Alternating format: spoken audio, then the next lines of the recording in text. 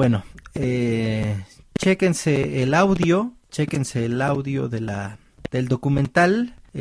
Como les digo, son 2 horas, lo que va a ocasionar que este podcast se vaya arriba de las 10 horas. Pero bueno, creo que el documento vale la pena que se escuche y que no solamente ande por ahí perdido en el YouTube. Y bueno, se los dejo para que lo chequen. Esto es Roundup, un herbicida para grandes trabajos.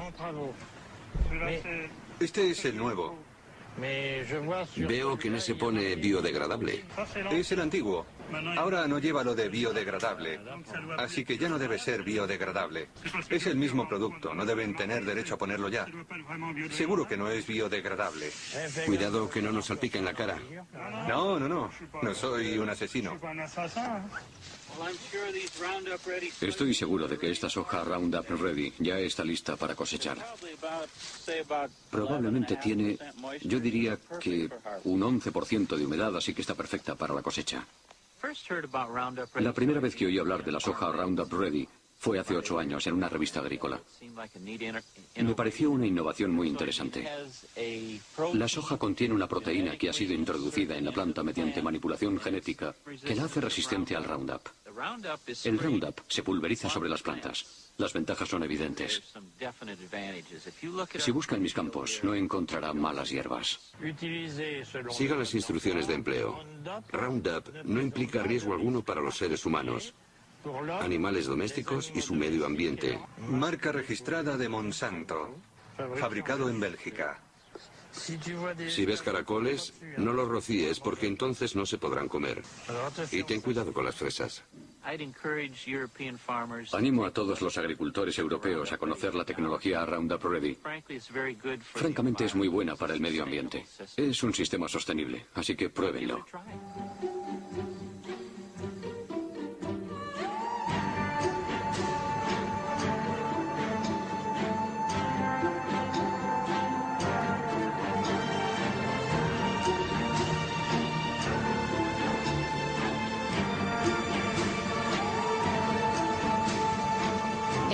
Según Monsanto.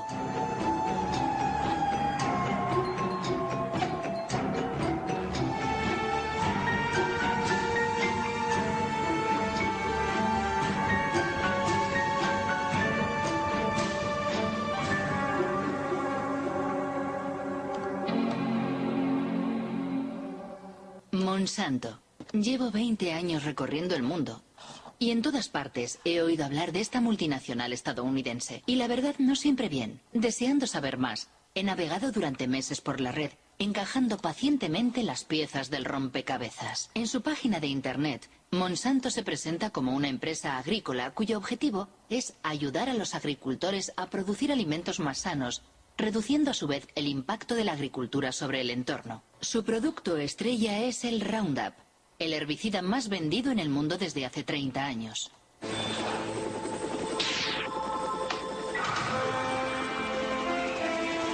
Una aplicación y se acabaron las malas hierbas. Roundup. Monsanto es igualmente líder mundial en biotecnología. El 90% de los OMG, organismos modificados genéticamente o transgénicos, cultivados en el planeta son suyos. La gran mayoría fueron manipulados genéticamente para que fueran resistentes a las emisiones de Roundup, como por ejemplo la soja Roundup Ready, literalmente lista para el Roundup.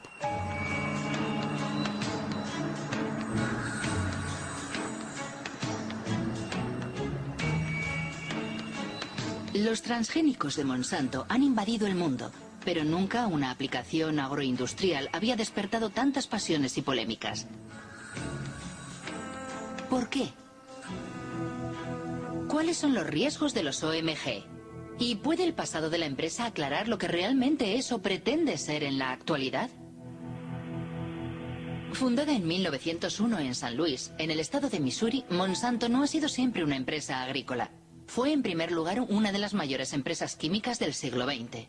La química trabaja para usted, al igual que Monsanto trabaja para usted. Monsanto. La química creativa hace maravillas para usted. Las maravillas cantadas por la publicidad han hecho de Monsanto una de las empresas más polémicas de la era industrial. Agente naranja, aspartamo, hormonas del crecimiento bovino, PCB. Los PCB aceites químicos utilizados como aislantes en los transformadores eléctricos, fueron la estrella de la compañía durante casi 50 años. Se comercializaron como Aeroclor en Estados Unidos, Pyralene en Francia, Oclofen en Alemania, hasta el momento en que fueron prohibidos a comienzos de los años 80. Monsanto, PCB, un artículo de Washington Post de 2002. Monsanto ocultó durante décadas la contaminación por PCB. Ocurrió en Anniston, en el estado de Alabama.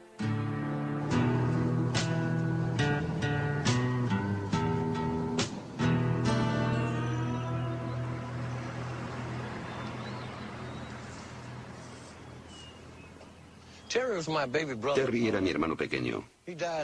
Murió en 1971 de un tumor cerebral, cáncer de pulmón y una enfermedad coronaria.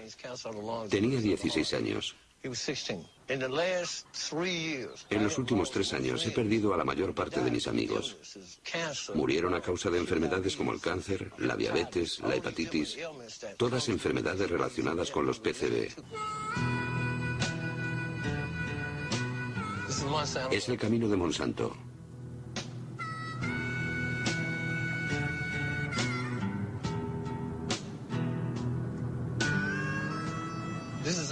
Aquí solo viven negros. Siguen viviendo aquí a pesar de que todas las casas están contaminadas. Hace 6 meses descontaminaron ese jardín de allí. Antes había casas aquí. La gente vivía en ellas. Pero todos se tuvieron que mudar y las casas fueron demolidas. Esta es la casa donde murió mi hermano. Yo crecí en ella. ¿Veis aquel talud? Ahí es donde están enterrados los PCB. Monsanto obtuvo permiso para enterrar los PCB en Anniston. Ese es el canal de Snow Creek, que corre sobre el cemento. Salía de la fábrica y vertía los PCB justo aquí. El agua estaba envenenada y no se lo dijeron a nadie, salvo al Estado, que no nos dijo nada. PCB, Monsanto sabía. ¿Pero qué sabía exactamente? Una organización de defensa del medio ambiente de Washington, dirigida por el ecologista Ken Cook, ha hecho públicos los archivos internos de la firma. La mayoría están clasificados como confidencial. Destruir después de leer. Un documento de 1937. La exposición a los PCB provoca efectos tóxicos en todo el organismo y erupciones cutáneas de tipo acné. 1961. Tras la ruptura de una tubería en una fábrica que usaba PCB, 2 obreros desarrollan síntomas de hepatitis. 1966. Científicos sueltan peces en el canal de Snow Creek. Todos mueren al cabo de 3 minutos y medio. Contaminación. Carta dirigida al responsable de ventas en 1970. Este documento resume toda la historia. Dice lo siguiente: no podemos permitirnos perder un solo $1 en ventas. Ocultaron el hecho de que estaban envenenando a sus vecinos de Anniston, porque no querían perder ni $1. Solo cuando los abogados de los vecinos de Anniston recurrieron a la justicia, Monsanto se vio obligado a divulgar estos documentos confidenciales. Así descubrimos lo que ellos sabían desde hacía mucho tiempo. Sabían la verdad desde el principio. Mintieron. Ocultaron la verdad a sus vecinos, a las autoridades gubernamentales. Y cuando finalmente informaron a las autoridades, estas, en lugar de ponerse del lado de los envenenados, protegieron a la compañía. Apoyaron a Monsanto. Es escandaloso, absolutamente imperdonable. ¿Esta es toda tu medicación? No, no es toda. Tengo más aquí. ¿Cuál es tu tasa de PCB? 63,8 en sangre. En sangre.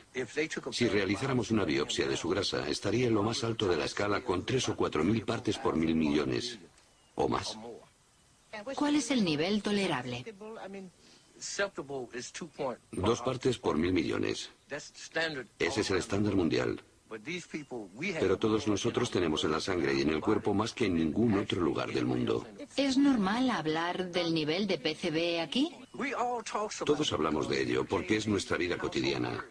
A veces se me acerca un niño y me dice: señor Baker, me han hecho los análisis y tengo 3 partes por 1.000 millones. ¿Cuánto tiempo me queda? Es una historia absolutamente terrible. ¿Pero qué piensan los científicos? En la red hay muchos artículos acerca de los efectos de los PCB en la salud humana. Uno de los mejores especialistas se llama David Carpenter. Él fue quien realizó los análisis a los habitantes de Anniston. Todos llevamos PCB en nuestro cuerpo. Los osos polares y los pingüinos tienen PCB. En el pasado se vertían los PCB solo en algunos lugares, pero con el tiempo han contaminado el aire y el agua. Ahora todo el planeta está contaminado por los PCB. Los PCB provocan numerosas enfermedades. La más conocida es el cáncer.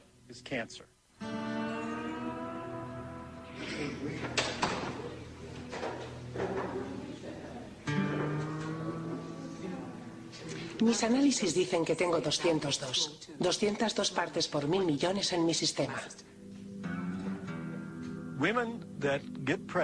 Las mujeres contaminadas por PCB dan a luz a hijos con un coeficiente intelectual reducido. 29,6. Los PCB reducen el funcionamiento de la glándula tiroides. 1800. Los PCB alteran las hormonas sexuales. Morir, dejadme morir. Morir en paz. Él pagará, dije entonces. Pagará por todo el daño que nos ha hecho. En 2001, 20.000 vecinos de Anniston presentaron una demanda contra Monsanto. La compañía Isolutia, su filial, fue condenada finalmente a pagar $700 millones en indemnizaciones a las víctimas, descontaminar el lugar y construir un hospital especializado. Pero ningún directivo de Monsanto ha sido juzgado. En el sistema jurídico americano, es muy infrecuente que los ejecutivos o directivos de la empresa sean considerados responsables penalmente. Sin embargo, tenemos la posibilidad de demandar a las empresas por la vía civil. Y tienen que pagar. En realidad, las indemnizaciones y los intereses que pagan décadas más tarde las empresas solo son una mínima parte de sus beneficios. Por lo tanto, resulta rentable guardar el secreto. Nos preguntamos qué secretos estarán ocultándonos ahora. Nunca podremos confiar en que una gran empresa como Monsanto nos diga la verdad sobre un producto o un problema de contaminación. Jamás. No podemos confiar en Monsanto, dice Ken Cook. Y si tomamos como ejemplo el Roundup, el herbicida favorito de los jardineros y agricultores, ¿qué es exactamente? Es el nombre comercial dado por Monsanto al glifosato, un herbicida no selectivo o total, porque destruye todas las plantas. Lanzado al mercado en 1974, obtuvo un éxito fulgurante porque Monsanto afirmó siempre que era biodegradable y bueno para el entorno. Le presentamos Roundup, el primer herbicida biodegradable. Destruye las malas hierbas desde el tallo a las raíces y no contamina la tierra ni el hueso de res. Roundup, el herbicida con el que da gusto quitar las malas hierbas. Roundup, biodegradable. Ken Cook tiene razón. La empresa ha sido condenada 2 veces por publicidad engañosa. La primera en Nueva York, en 1996. La segunda en Francia, el año pasado. Los jueces consideraron que las menciones biodegradable, deja el suelo limpio y respeta el medio ambiente eran mensajes publicitarios engañosos.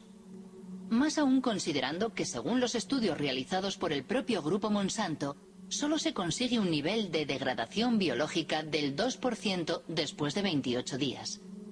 He ahí la razón por la que biodegradable ha desaparecido recientemente de los bidones. Pero eso no es todo. Numerosos estudios científicos demuestran que el Roundup es altamente tóxico. Un ejemplo, el Roundup provoca alteraciones en la división celular. Un estudio del profesor Robert Bellet.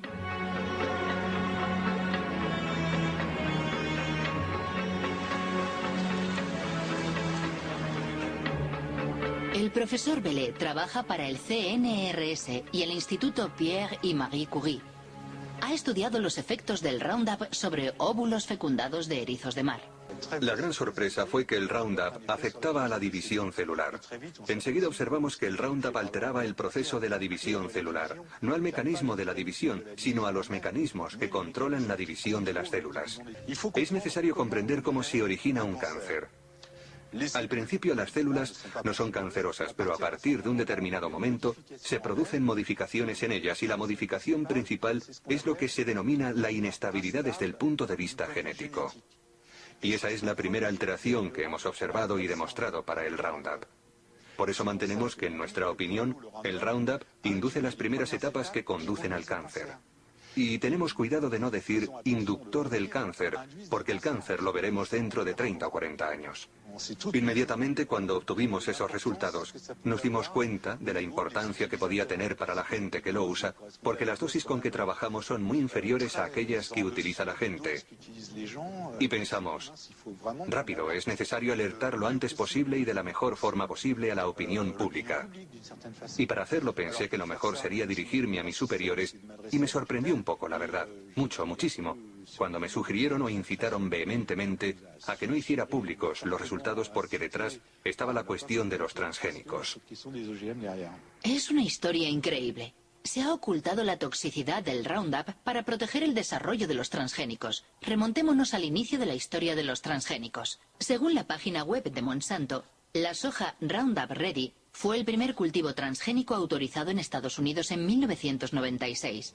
Sus productores están agrupados en la ASA, la Asociación Americana de la Soja, cuya dirección puede encontrarse en la página de Monsanto. John Hoffman, su vicepresidente, es un defensor incondicional de la biotecnología. En primavera, hacia el 1 de mayo, fumigo una vez con Roundup para matar las malas hierbas. Y después, 6 o 7 semanas más tarde, hago una segunda aplicación. Y eso es suficiente para todo el año. Antes de que existiera el método Roundup Ready, los campos estaban llenos de malas hierbas. Teníamos que buscarlas y arrancarlas con las manos. Era mucho trabajo. El sistema Roundup Ready me permite ahorrar tiempo y dinero. Aparentemente, la nueva maravilla de Monsanto lo tiene todo para seducir a los agricultores. Pero ¿cómo funciona? ¿Cómo puede sobrevivir la soja a las emisiones de Roundup? Esto es una célula de soja. El corazón de la célula, el núcleo, contiene su ADN, la estructura genética de la soja. Para crear su transgénico, Monsanto atravesó la frontera entre las especies. Sus investigadores han seleccionado un gen procedente de una bacteria que le hace resistente al Roundup. El gen se fija a partículas de oro microscópicas que se bombardean sobre las células de soja con un cañón de genes. El gen penetra en el ADN y fabrica una proteína que permite a la planta resistir al Roundup. Cuando el herbicida es pulverizado, mata a todas las malas hierbas excepto a la soja. A decir verdad, es una extraordinaria hazaña tecnológica. Pero igualmente, la soja destinada a ser fumigada por un potente herbicida terminará en el plato del consumidor. Imaginamos que, por lo tanto, fue cuidadosamente estudiada antes de su comercialización. ¿Quién era el ministro de Agricultura en la época? Dan Glickman, ministro de Bill Clinton entre los años 1995 y 2000.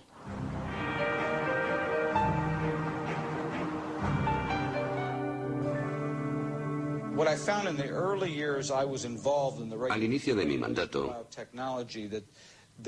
existía un amplio consenso agroalimentario en el seno del gobierno de Estados Unidos. Quien no bajara la cabeza ante el desarrollo rápido de la biotecnología y de los cultivos transgénicos era considerado como alguien contrario a la ciencia y al progreso.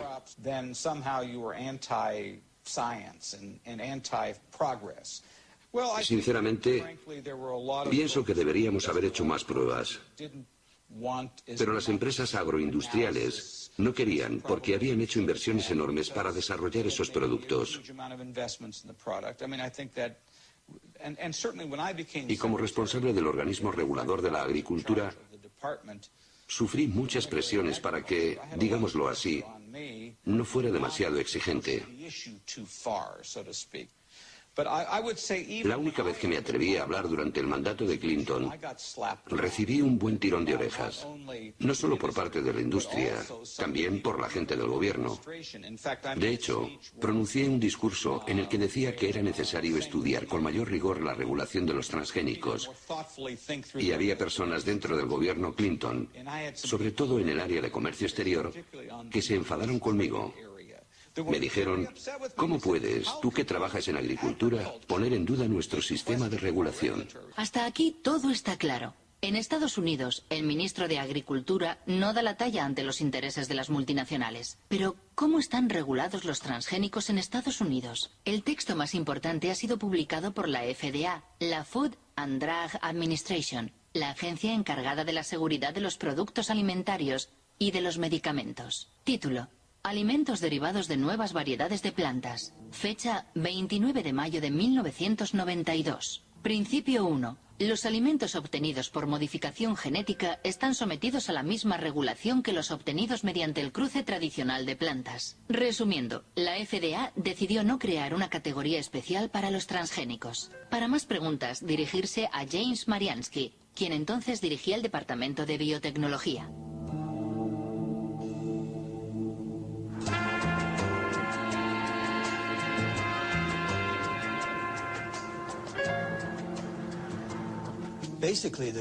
Básicamente, el gobierno tomó la decisión de no crear leyes nuevas. Pensaba que las leyes existentes podían aplicarse a las nuevas tecnologías. Eso quiere decir que la Casa Blanca le pidió a la agencia que escribiera un texto en el que los transgénicos no estuvieran sujetos a una reglamentación específica. Pero no se hizo basándose en datos científicos. Fue una decisión política. Sí, fue una decisión política que afectaba a muchos ámbitos, no solo al de la alimentación. Se aplicaba a todos los productos de la biotecnología. Una confesión increíble. James Mariansky reconoce que la reglamentación de los transgénicos se basó en una decisión política y no científica. Pero ¿cómo fue argumentada esa decisión? Principio 2. Los componentes de los alimentos resultantes de una planta genéticamente modificada serán los mismos o similares sustancialmente a aquellos que se encuentran comúnmente en los alimentos. Dicho de otra forma, la FDA considera a priori que una planta modificada genéticamente es similar a una planta convencional. Es el denominado principio de equivalencia sustancial, que ha sido seguido en todo el mundo. Es el centro de debate que opone a los partidarios y detractores de los transgénicos. ¿Cómo pudo decir la FDA que una planta transgénica era similar a una planta convencional? Sabemos que los genes que se introducen en las plantas mediante la biotecnología producen proteínas muy parecidas a aquellas que hemos consumido durante siglos. Esa es la visión oficial de la FDA, cuestionada por Jeffrey Smith, autor de numerosas obras sobre los transgénicos, Michael Hansen, asesor científico de la Unión de Consumidores, y el ensayista Jeremy Rifkin, que fue el primero en denunciar el principio de la equivalencia sustancial.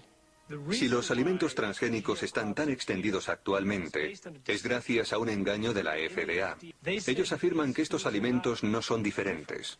Utilizan la expresión equivalencia sustancial o no considerablemente diferentes, lo cual traducen como generalmente reconocido como seguro o GRAS.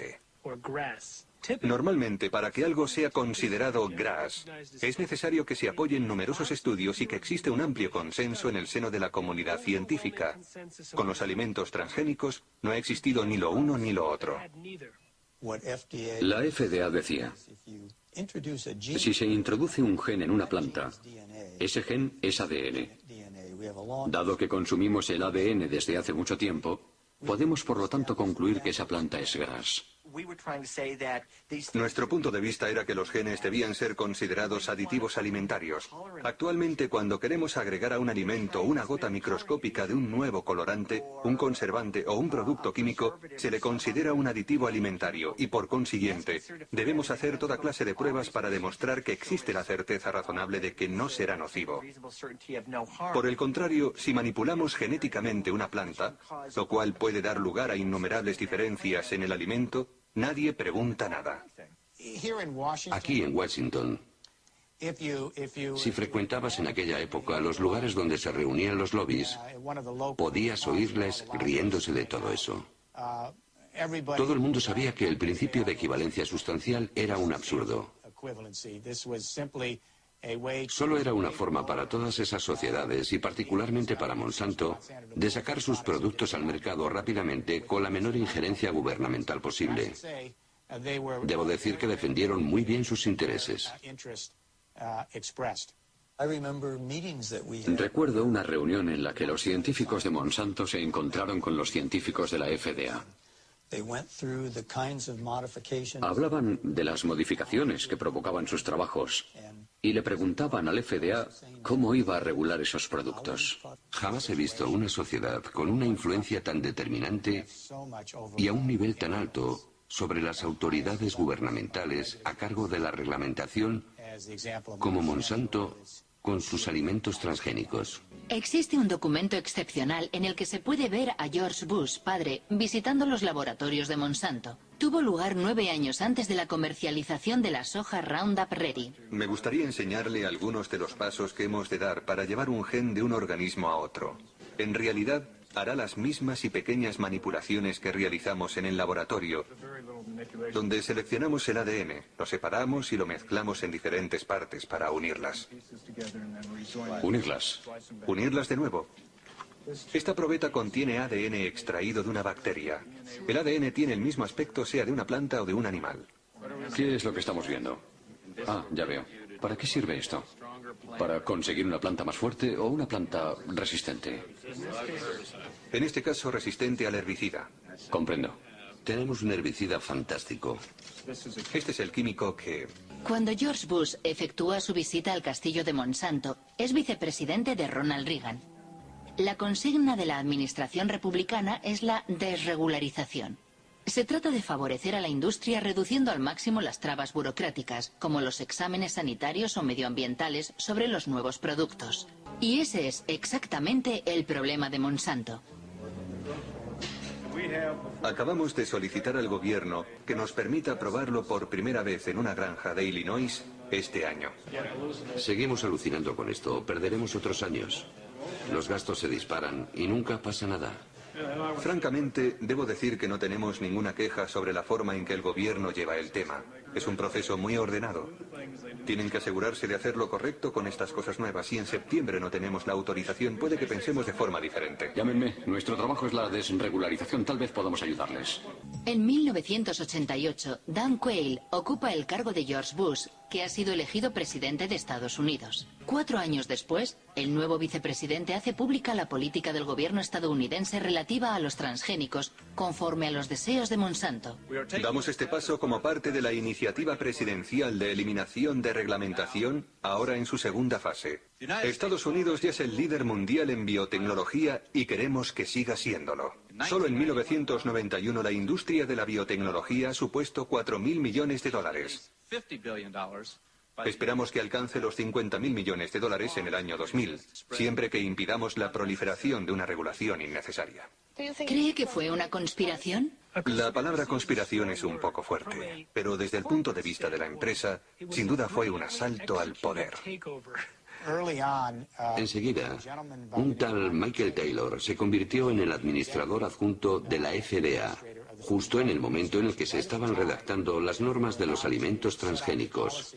¿Quién es Michael Taylor? En Internet solo hay una imagen de ese hombre oscuro. Actualmente dirige la fundación Recursos para el Futuro. Hola, soy Marie-Monique Robin. Hola, soy Mike Taylor. Quisiera preguntarle sobre su papel cuando trabajaba en la FDA. Antes de ser contratado por la FDA, usted fue abogado de Monsanto durante 7 años, ¿no es así? Bueno, era socio de un bufete de abogados del cual Monsanto era cliente y trabajé en algunos asuntos de Monsanto, sí. Ajá. Aparentemente, si lo que he leído es cierto, la FDA creó un cargo nuevo para usted. Jefe de la Comisión de Reglamentación. Bueno, ¿Se trataba de una necesidad específica de la FDA en aquel momento debido a los nuevos transgénicos? yo no tuve nada que ver con los alimentos transgénicos, nada en absoluto. Yo no fui el creador de esa política. Pero eso es, simplemente, eso es falso. Llegó a la FDA en julio de 1991. Hasta esa fecha había trabajado en el bufete de abogados King y Spalding. Entre sus clientes se contaba no solo Monsanto, también el IFBC, el Comité Internacional de los Alimentos y la Biotecnología. Escribió un documento para el IFBC explicando la manera en la que al Consejo le gustaría que se reglamentaran los alimentos transgénicos. Si comparamos la propuesta de Michael Taylor para el IFBC y el texto publicado por la FDA, son muy parecidos. Si él no es el autor del reglamento, entonces alguien cogió su documento y lo modificó levemente antes de publicarlo. El señor Taylor era entonces el comisario adjunto y fue él quien dirigió el proyecto. Él era el jefe, el autor del reglamento. el responsable de llevar el proyecto a buen término. Monsanto supo llevar perfectamente el juego político y legal. Desempeñó un papel clave en la aprobación de la comercialización de las hormonas de crecimiento bovino y en la manera en que el gobierno americano ha administrado la biotecnología. Michael Hansen acaba de mencionar la hormona del crecimiento bovino. ¿De qué se trata? Al parecer es una hormona transgénica que se le inyecta a las vacas para aumentar su producción láctea un 20%. Lo mínimo que se puede decir es que no le gusta a todo el mundo. La hormona es una amenaza para nuestra salud. Veneno mortal. Manipulación. Bautizada como RBGH, hormona recombinante de crecimiento bovino, el producto es comercializado por Monsanto desde 1994 con el nombre de Posilac.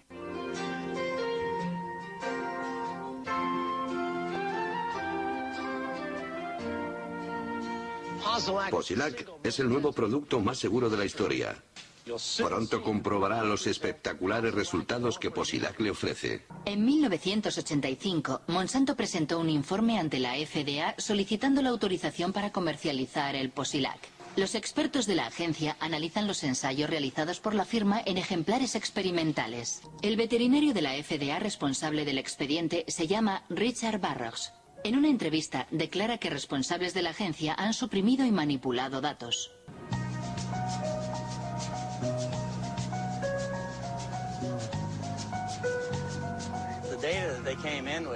Los datos científicos que la empresa enviaba no tenían en cuenta las necesidades de los productores de leche. A saber, dos cuestiones clave. Enfermedades como la mastitis, es decir, la infección de las ubres, y los problemas de reproducción. Cuando vi que faltaban aquellos datos, les dije, chicos, tenéis que recoger más información. Eso les retrasó de 2 a 3 años. ¿Informó a la FDA de sus preocupaciones? Poco a poco me fueron marginando. Mi jefe puso a sus colaboradores a cargo del expediente y yo tuve cada vez menos acceso a los datos, incluidas cosas que había pedido personalmente, como los estudios sobre la mastitis. Me convertí en un obstáculo, así que decidieron eliminarme y apartarme del trabajo. Hasta que finalmente me despidieron. Me acompañaron hasta la puerta y allí se terminó todo para mí. ¿Recibió amenazas?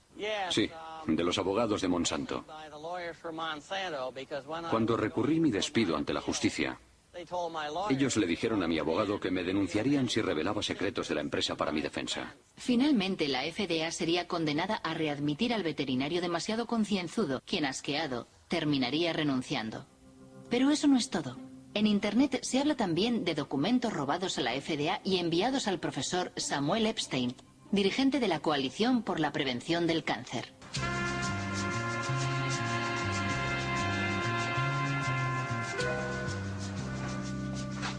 En 1990, el profesor Epstein publica un artículo en The Milkweed, una revista de referencia especializada en leche que dirige el periodista Pete Hardin. Una primicia basada en documentos secretos que los dos hombres investigaron minuciosamente.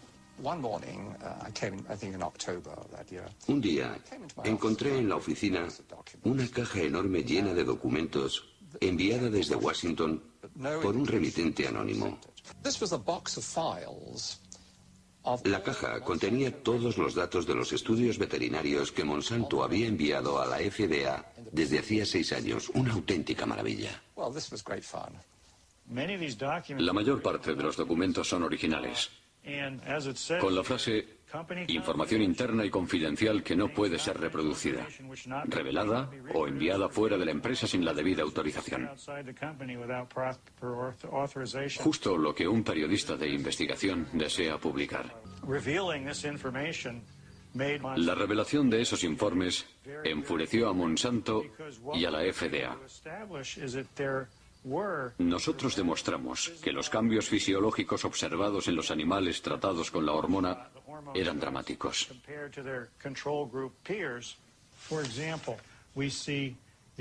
Por ejemplo, el ovario izquierdo de las vacas que habían recibido la hormona sintética es un 34% más grande, hasta un 42 o un 44% según los grupos. Más aún, los informes demuestran que los animales tratados tienen graves problemas para reproducirse. Los datos son concluyentes. Nosotros proporcionamos los datos sin procesar y procesados, datos contrastados no por nosotros para su verificación. Las autoridades sanitarias que han analizado la somatotropina bovina han comprobado que no existe ningún riesgo para los consumidores. Para Monsanto, la hormona no solo no representa ningún problema, sino que solo conlleva beneficios para el consumidor. Como la composición química de la leche no es alterada por el Posilac, sus propiedades y su gusto no cambian. No es verdad, es mentira. Es un producto muy diferente por muchas razones. En primer lugar, como las vacas sufren de mastitis a menudo, hay pus en la leche.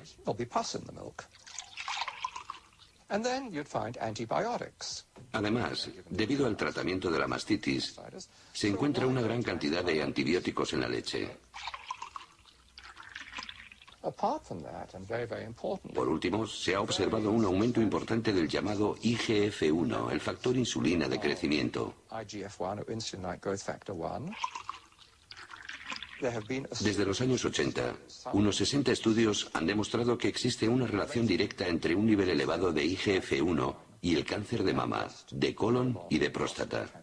Es una historia absolutamente asombrosa. ¿Hubo otros países que autorizaran la RBGH? Al parecer, la hormona fue prohibida en Europa y Canadá. En Canadá también. La Agencia de la Salud de Canadá suele calcar sus decisiones de la FDA. RBGH. Escándalo en Santé, Canadá. Monsanto acusado de intento de soborno. En octubre de 1998, 3 científicos de Santé, Canadá, declararon ante una comisión del Senado por oponerse a la comercialización de la hormona transgénica. El escándalo ha sido descubierto por el Dr. Steve Copra, un whistleblower, en inglés alguien que da la voz de alarma. Me pregunto qué verdad voy a decir. La verdad que yo conozco o la que el ministerio me dice que diga. Y este es mi conflicto. Le hago esta pregunta a los 3. ¿Monsanto se puso en contacto con alguno de ustedes? Doctora Haydon. Asistí a una reunión en 1989-90 con representantes de Monsanto y el doctor Drennan, mi superior, y también el doctor Messier. La compañía nos ofreció de 1 a 2 millones de dólares. No sé lo que sucedió después, pero mi director dijo después de la reunión que iba a presentar un informe sobre lo ocurrido a sus superiores. ¿Cómo reaccionó Monsanto? Bien, Monsanto no negó que hubiera ofrecido 2 millones de dólares durante aquella reunión. Después dijeron que había sido una propuesta para hacer más investigaciones en Canadá sobre la vaca canadiense. En cualquier caso, el resultado es que la hormona transgénica no ha sido autorizada en Canadá. Tras las revelaciones de Canadá, el Parlamento Europeo la prohibió para siempre. Después, de repente, Margaret Haydon, Gerard Lambert y yo fuimos despedidos por desobediencia. ¿Fueron despedidos? Sí, nos despidieron y llevamos el asunto a los tribunales. No a la hormona del crecimiento bovino. En Estados Unidos, el Congreso había abierto también una investigación a petición de los detractores de la hormona transgénica. Entre otras cosas, denunciaban la prohibición de etiquetar la leche según su origen, lo cual impedía elegir a los consumidores. Curiosamente, la investigación nunca concluyó. La hormona de crecimiento bovino BGH es una prueba de la aceptación de la ingeniería genética por el consumidor. ¡A la basura! ¡A la basura! ¡A la basura!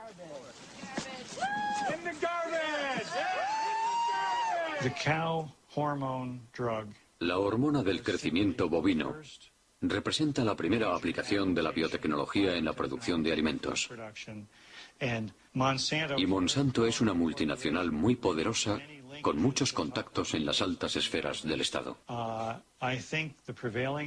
Para el gobierno federal, el desarrollo de la biotecnología supone una apuesta tan importante que prefiere ignorar estas cuestiones, digamos secundarias, que son la salud de las vacas o de los consumidores.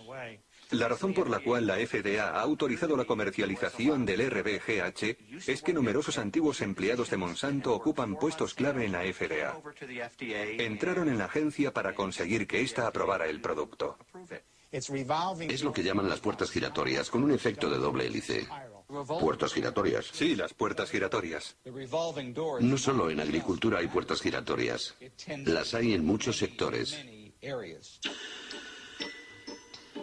Donald Rumsfeld fue director general de Shell, una filial de Monsanto. El antiguo embajador estadounidense de Comercio Exterior, Mickey Cantor, fue consejero de administración de Monsanto. Clarence Thomas, juez de la Corte Suprema, trabajó para Monsanto. Monsanto, puertas giratorias, en francés las sillas musicales. Estado de la cuestión no exhaustivo en 1999. Linda Fisher pasa de la EPA a la Agencia de Protección Ambiental a Monsanto. Michael Friedman de la FDA a Monsanto. Marshall Hale y Josh King de la Casa Blanca a Monsanto. Margaret Miller de Monsanto a la FDA. William D. Ruckelshaus de la EPA a Monsanto. Sin olvidar a Michael Taylor, que ha hecho varias veces el camino de ida y vuelta. Una vez terminada su misión en la FDA, ¿fue nombrado vicepresidente de Relaciones Públicas de Monsanto? Sí. ¿Para usted no existe el conflicto de intereses? No. Y de nuevo, las reglas son las reglas. Y yo jugué según las reglas. Considero que en términos de aceptación pública ha sido un error tras otro.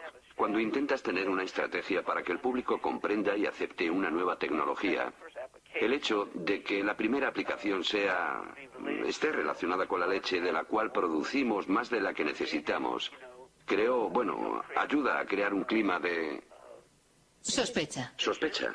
Creo que la idea de que las compañías no estén obligadas en todos los casos de alimentación transgénica a contar con la autorización de la FDA, a diferencia de lo que ocurre en Europa, creo que eso, para la confianza del público, desde la perspectiva del consumidor, no es un sistema suficiente. Personalmente dije que el Congreso debía cambiar la ley. El Congreso debería crear un sistema de notificación obligatorio que asegure que todos los productos sean supervisados por la FDA y que la FDA certifique la seguridad de todos los productos. Una declaración sin duda muy interesante. Al parecer, Michael Taylor se arrepiente de la normativa que él mismo firmó en 1992. ¿Qué pensaban los científicos de la FDA? ¿Existía un consenso sobre la regulación de los transgénicos? Documentos internos demuestran que la agencia ignoró las inquietudes de sus propios científicos. Firmado Steven Drucker.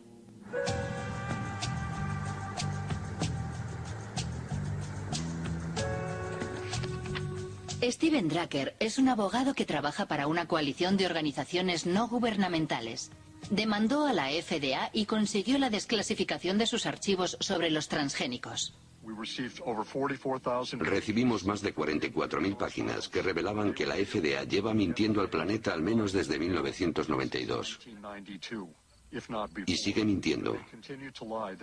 Finge que el principio de equivalencia sustancial entre los alimentos transgénicos y las plantas convencionales está basado en un amplio consenso en el seno de la comunidad científica y que numerosos datos científicos lo demuestran. Esas dos afirmaciones son mentiras flagrantes. Por ejemplo, el doctor Louis Priville, del Departamento de Microbiología de la FDA, ha escrito: hay una enorme diferencia entre los efectos inesperados que pueden provocar las plantas tradicionales y los alimentos transgénicos. A continuación añade que ciertos aspectos de la manipulación genética podrían resultar más peligrosos. Las inquietudes expresadas por los expertos de la FDA eran tan importantes que la doctora Linda Kahl, de la FDA, responsable del seguimiento y la síntesis de sus consejos, redactó un informe para el coordinador de biotecnología de la FDA, el doctor James Mariansky. Según documentos internos de la FDA que se han hecho públicos, había muchos científicos de la FDA que no estaban de acuerdo con la normativa propuesta. Por ejemplo, aquí tengo el informe que Linda Kahl le envió. Sí. Ella decía, los procesos de manipulación genética y de cruce tradicional son diferentes. De cruce tradicional son diferentes. Y según los expertos de la agencia, conllevan riesgos diferentes. Es cierto que en el interior de la agencia existían opiniones divergentes. Eso es lo que Linda Kahl resume en su informe. Pero cuando terminamos de redactar la normativa, todos los científicos estaban de acuerdo. Por supuesto que la FDA había investigado el uso de la manipulación genética, pero no tenían ninguna información que indicara que la técnica en sí pudiera crear productos diferentes en términos de calidad o seguridad. Antes de que los científicos de la FDA expresaran sus inquietudes, la agencia recibió una señal de alarma muy clara. En efecto, el primer aditivo alimentario manipulado genéticamente y comercializado en el mercado estadounidense había provocado una grave epidemia. ¿Recuerda lo que sucedió con el L-triptofán en 1989? Sí. Era un aminoácido manipulado genéticamente. A priori conocemos muy bien los aminoácidos. Sí. Mató a decenas de personas y cientos más enfermaron. Provocó una epidemia de una enfermedad desconocida llamada EMS. Es cierto. ¿Cuántas personas murieron? Sí, pero nosotros teníamos muchos... 37 y más de 1000 inválidos. ¿Lo recuerda? Lo recuerdo. Según un documento de la FDA, usted dijo, no sabemos cuál es la causa del EMS, pero no podemos descartar la hipótesis de que se deba a la manipulación genética. ¿Dijo usted lo que acabo de leer? Sí. Increíble.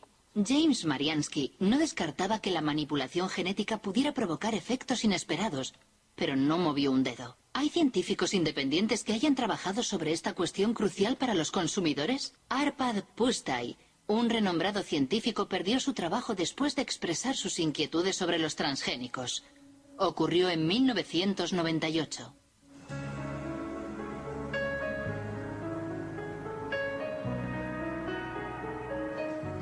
Arpad Pusztai trabajaba para el Instituto Rowlett, en Escocia, y había dirigido un estudio sobre las patatas transgénicas por encargo del Ministerio de Agricultura. El presupuesto de más de 2 millones de euros movilizó a 30 investigadores durante 2 años para preparar la llegada de los transgénicos a Gran Bretaña. Todos estábamos entusiasmados. Yo estaba entusiasmado. El ministerio pensaba que si hacíamos ese estudio, examinando todos los aspectos, aquello serviría de apoyo a los alimentos transgénicos. Cuando llegara el momento de comercializar los productos, podrían decir que el mejor laboratorio de nutrición europeo había comprobado que no existía ningún problema. Arpad Pusztai es especialista en lectinas. Son proteínas que tienen una función insecticida y que protegen a las plantas contra los pulgones. Los científicos del Instituto Rowlett crearon patatas resistentes al pulgón insertando un gen del narciso de las nieves que produce la famosa lectina. Antes, habían verificado que las lectinas, en su estado natural, no son peligrosas para la salud. Las patatas transgénicas fueron probadas en ratas. Constatamos 2 efectos. En primer lugar, la proliferación de células en el estómago, lo cual no es bueno. Yo no digo que sea canceroso, pero puede facilitar el desarrollo de tumores causados por los productos químicos.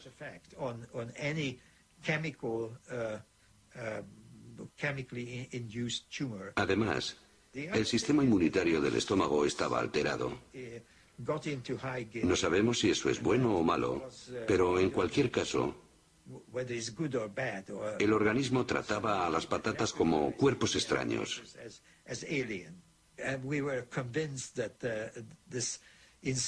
Estábamos seguros de que la manipulación genética estaba en el origen del problema y no el gen de la lectina, porque lo habíamos comprobado aisladamente en una concentración 800 veces mayor sin consecuencias negativas.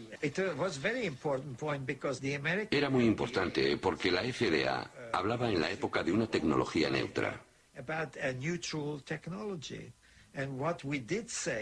Nosotros dijimos en público que el problema en sí no era el gen, sino la técnica de inserción. Cuando llegaron a Gran Bretaña los primeros cargamentos de soja norteamericana, la BBC entrevistó a Arpad Pusztai sobre la cuestión.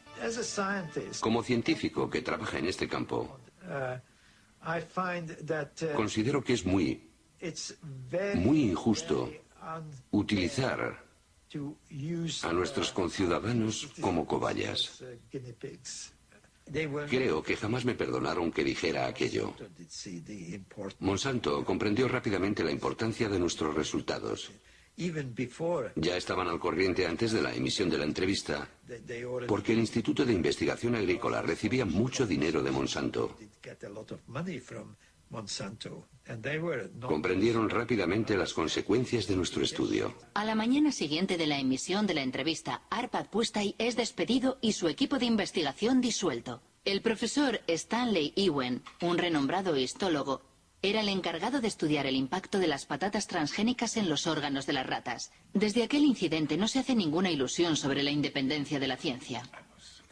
Yo estaba extraordinariamente enfadado y muy alterado. Era como si el suelo hubiera desaparecido bajo mis pies. ¿Qué era lo que había pasado? También desacreditaron a Stanley. No solo a Arpad y a mí. Stanley fue jubilado y desacreditado en la universidad. ¿Es verdad? Sí. Fue muy duro. El lunes nuestro trabajo era formidable. El martes merecía estar en la basura. Yo tenía una ligera idea de lo que había podido ocurrir, pero no pude confirmarlo hasta hace algo menos de 8 años. Estaba en una cena, y en la mesa, a mi lado, había alguien del Instituto Rowett llamado Dataroi. En cierto momento le dije, es horrible lo que le pasó a Arpad, ¿verdad? Y él me respondió, sí, pero ¿no sabías que Downing Street llamó 2 veces al director? Entonces comprendí que había algo supranacional en todo este asunto. El despacho de Tony Blair había recibido presiones para detener nuestro trabajo porque los norteamericanos pensaban que podría crearle problemas a su industria biotecnológica. El caso de Arpad Pusztai provocó un rechazo masivo a los alimentos transgénicos en Gran Bretaña, apoyado por Greenpeace. Hasta tal punto que un año después, Robert Shapiro, presidente de Monsanto, aceptó participar en una teleconferencia organizada por la Asociación Ecologista. Es el único documento filmado que existe del antiguo presidente, que había inclinado la compañía al área de la biotecnología, lanzando un nuevo lema: alimento, salud y esperanza. Monsanto hizo grandes esfuerzos para imponer sus productos en todos los ámbitos con el apoyo pleno de las multinacionales fabricantes de alimentación, distribuidores, empresas de comunicación, agencias estatales e incluso gobiernos. No se comportan como una empresa que ofrece vida y esperanza, sino como matones que intentan imponer sus productos. Sí, soy un matón, pero me parece que no soy un matón con éxito. Me gustaría empezar señalando que la biotecnología es una herramienta. La biotecnología en sí misma no es ni buena ni mala. Puede usarse bien o muy mal. Los productos que están en el mercado han sido comprobados por los órganos de vigilancia que la sociedad ha establecido con el fin de asegurar no solo su seguridad, también la seguridad medioambiental de esos productos.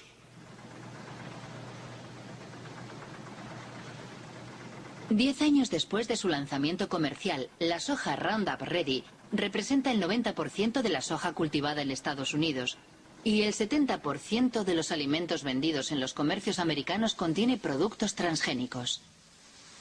A diferencia de lo que ocurre en Europa, los consumidores no pueden elegir porque está prohibido etiquetarlos como transgénicos. Una consecuencia directa del principio de equivalencia sustancial. Tengo un grano de soja en la mano y lo puedo comer con toda confianza. Es muy seguro. Creo que la FDA confía en que esta soja es tan segura como las demás variedades. ¿Cómo puede estar tan segura la agencia? Se basa en los datos que la empresa proporcionó a la FDA y que han sido evaluados por los científicos de la agencia. A ninguna empresa le interesa realizar un estudio para, a continuación, ocultar los resultados. ¿Cómo puede estar tan seguro James Mariansky? Si tecleamos Monsanto falsificó estudios científicos, obtenemos 174.000 respuestas. Entre ellas un informe de la EPA, la Agencia de Protección Ambiental de Estados Unidos. Monsanto habría falsificado investigaciones sobre los efectos cancerígenos de la dioxina.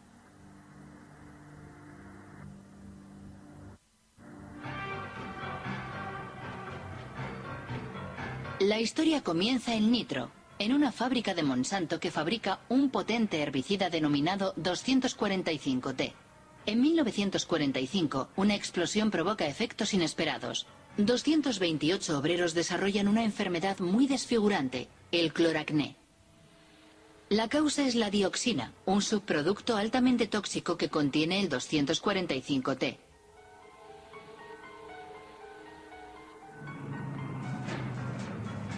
El 245T era el componente principal del agente naranja, el defoliante empleado por el ejército americano en la guerra de Vietnam. En los años 60, 40 millones de litros de agente naranja fueron arrojados en el sur del país, es decir, 400 kilogramos de dioxina pura. 3 millones de personas fueron contaminadas, entre ellas miles de soldados americanos. 40 años después de la guerra, la dioxina continúa causando víctimas. Se dice que actualmente el veneno provoca cáncer y graves alteraciones genéticas.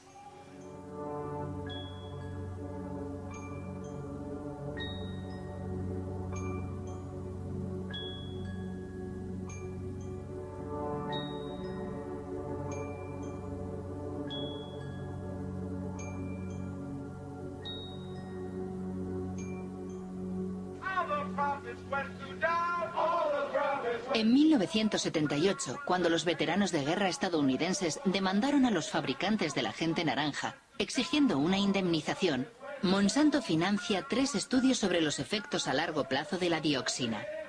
La compañía pagó a científicos para que compararan el estado de salud de los trabajadores afectados 30 años antes en el accidente de la fábrica de Nitro, con el de los trabajadores no afectados. 2 personas conocen muy bien ese estudio. William Sanjur, que dirigía el Departamento de Residuos Tóxicos de la Agencia de Protección Ambiental, y Gerson Smoger, el abogado defensor de los veteranos de la Guerra de Vietnam. En 1990, la doctora Kate Jenkins, una de mis colegas en el EPA, elaboró un informe alegando que ciertos estudios realizados por Monsanto eran incorrectos. Si hubieran sido realizados correctamente, los resultados habrían sido los opuestos a los obtenidos por Monsanto. Sus estudios demostraban que la dioxina no es un agente cancerígeno para el hombre. Tenían los datos de las investigaciones y manipularon su interpretación para llegar a la conclusión que querían. Una investigación jamás se hace así, jamás. Pero así fue como consiguieron lo que querían. Más tarde descubrimos que había 5 personas con cáncer, que en uno de los estudios habían sido registradas como expuestas a la dioxina. En el otro estudio, esas mismas 5 personas eran presentadas como no expuestas. Al introducir esas 5 personas en el grupo de no expuestas, provocaban la impresión de que había los mismos casos de cáncer en ambos grupos. De esa forma llegaban a la conclusión de que no había ninguna diferencia. Fue así como miles de veteranos de guerra vieron rechazada su demanda de una indemnización por haber sido expuestos al agente naranja. Esos estudios afectaron a toda la legislación en Estados Unidos durante 7 o 9 años. Como Kate Jenkins era una buena científica y una buena empleada de la EPA, y una persona valiente, dicho sea de paso, envió un informe al Consejo Científico de la EPA solicitando que se examinaran de nuevo esos estudios para comprobar su metodología. De hecho, jamás se ha investigado a Monsanto. Nadie investigó esos 2 estudios, nadie. La única investigación que se llevó a cabo fue sobre Kate Jenkins, la persona que dio la voz de alarma. Su vida se convirtió en un infierno. La acosaron, la obligaron a cambiar de trabajo, la persiguieron. ¿Cree a Monsanto cuando dicen que sus transgénicos no representan ningún problema para la salud? No me creo ni una palabra de lo que dice esa empresa, nada. Todo lo que dicen debe ser minuciosamente verificado por personas independientes, con la condición de que sean competentes y realmente independientes. Efectivamente, para demostrar la inocuidad de la soja Roundup Ready, Monsanto realiza un estudio que se publicó en 1996 en una revista científica importante. Supuestamente, Medía los efectos de la soja transgénica sobre la salud de los animales, en especial sobre las ratas. El estudio fue cuidadosamente desmenuzado por un científico danés ya fallecido, el noruego Ian Prime.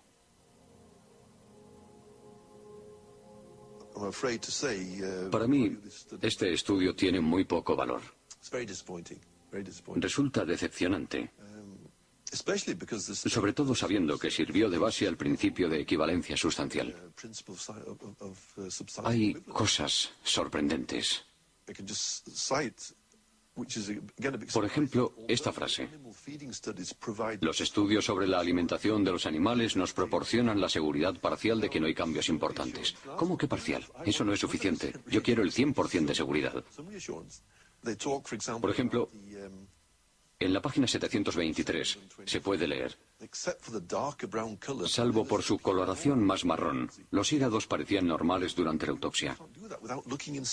¿Cómo se puede decir eso sin estudiar el interior del hígado? Sin estudiar las muestras al microscopio para ver si no hay diferencias. Además, usaron ratas viejas.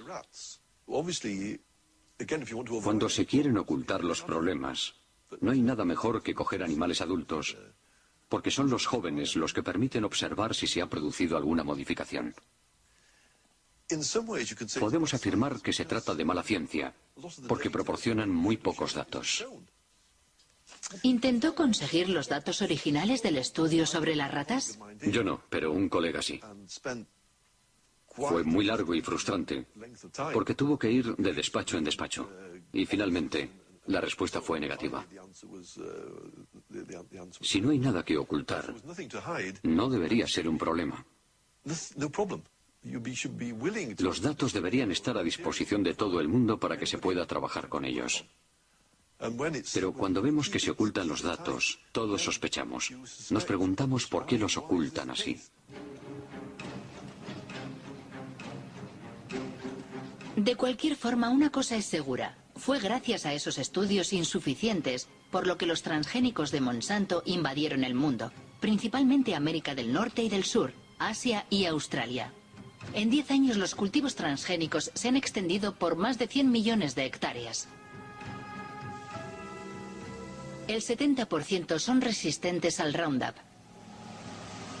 y el 30% restante ha sido manipulado genéticamente para fabricar un insecticida denominado BT. Desde 2001, la compañía publica un documento titulado The Pledge, la promesa, una especie de carta ética en la que intenta responder a sus detractores justificando sus prácticas. En el corazón de su oposición a los transgénicos se encuentra singularmente la cuestión de las patentes. Eso que Monsanto llama sus derechos de propiedad intelectual, que deben proteger sus inversiones.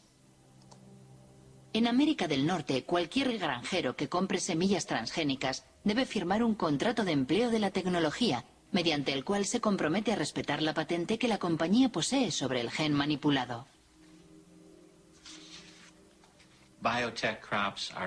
En Estados Unidos, los alimentos transgénicos están protegidos por la ley de patentes. Por esa razón, no tengo derecho a guardar granos para sembrarlos el año siguiente. Es una protección para Monsanto y las empresas dedicadas a la biotecnología, porque han invertido muchos millones de dólares para crear esta tecnología nueva. ¿Cómo puede saber Monsanto que alguien ha vuelto a plantar sus semillas?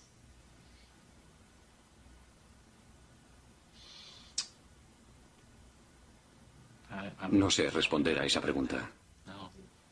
¿Cómo puede saber que alguien ha plantado de nuevo sus semillas? Es una buena pregunta para Monsanto. La pregunta es tan delicada que Monsanto prefiere ignorarla haciendo bellas promesas. En el caso de que aparecieran variedades que nos pertenecen de forma no intencionada en las tierras de un agricultor, nos comprometemos a encontrar una solución que satisfaga tanto al agricultor como a nosotros.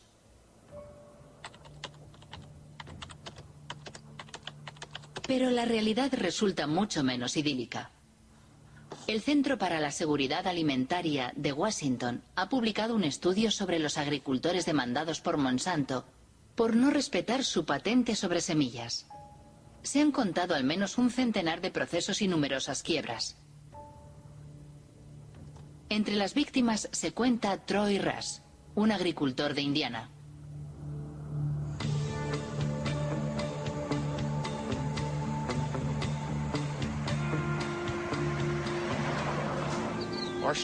Nuestra historia comienza en 1999. Un caballero, y no es el término más apropiado, se presentó en la granja de mis padres. Dijo que era un detective privado contratado por Monsanto. Nos dijo que estaba investigando a agricultores sospechosos de haber guardado una parte de sus semillas. Nos preguntó directamente si ese era nuestro caso. Le contestamos que no. Y le enseñamos las facturas de compra de herbicidas y grano.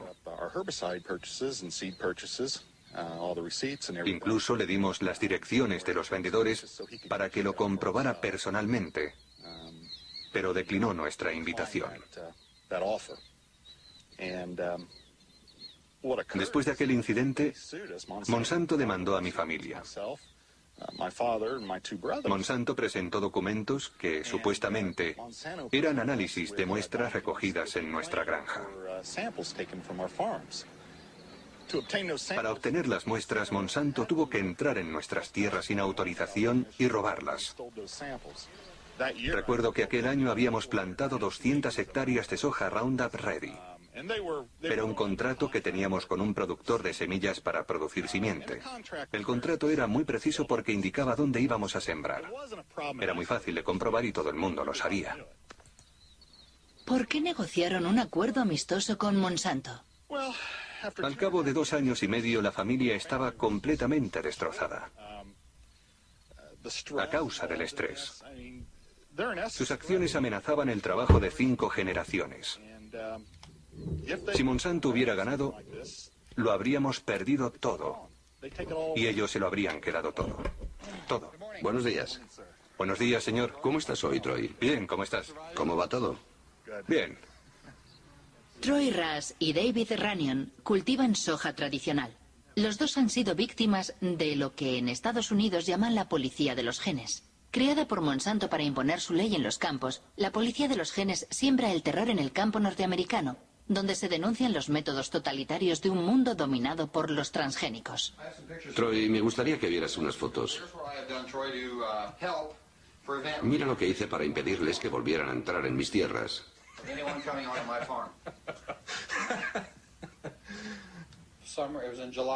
Era el mes de julio de 2003. Llegaron a mi casa sobre las 19 horas. ¿Quiénes fueron? Los empleados de Monsanto. Me enseñaron su tarjeta de visita y me hicieron algunas preguntas sobre mis cultivos de soja, de maíz y sobre dónde vendía mi cosecha.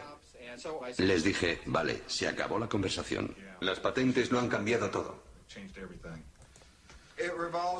Han destruido la confianza que existía entre vecinos.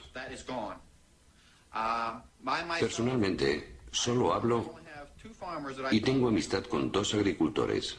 ¿De verdad tienen miedo los agricultores? Por supuesto que tienen miedo. Es imposible defenderse de esa compañía. Han creado una industria cuyo único objetivo es destruir las vidas de los agricultores. Todo el mundo tiene miedo. ¿Tiene miedo de que le denuncie un vecino? Sí. ¿Sí? Sí, es sencillo. Solo hay que marcar el 1-800 Monsanto. No, perdón, 1-800 Roundup. Recuerdo que animaban a los agricultores a llamar a ese número gratuito para delatar. ¿Por qué hace todo eso Monsanto? Para controlarlo todo. ¿Las semillas? Sí. Quieren controlar la simiente. Quieren apoderarse de la vida. Se trata de la base de nuestra alimentación. Quieren apoderarse de la comida, de toda la alimentación. Entre 1995 y 2005, Monsanto adquirió una 50 de compañías semilleras en todo el mundo. Esas adquisiciones afectan a las semillas de soja, maíz, algodón, de trigo, pero también de legumbres, tomates, patatas y sorgo. Por doquier crece la inquietud por este monopolio que, a la larga, podría conducir a la desaparición pura y dura de todas las semillas no transgénicas. No es esa la opinión de Monsanto, que defiende los beneficios de la biotecnología, especialmente en los países en vías de desarrollo como India. Nuestros productos reportan importantes beneficios económicos no solo a los grandes productores, también a los pequeños. Por lo general ofrecen cosechas de mejor calidad y una rentabilidad más alta.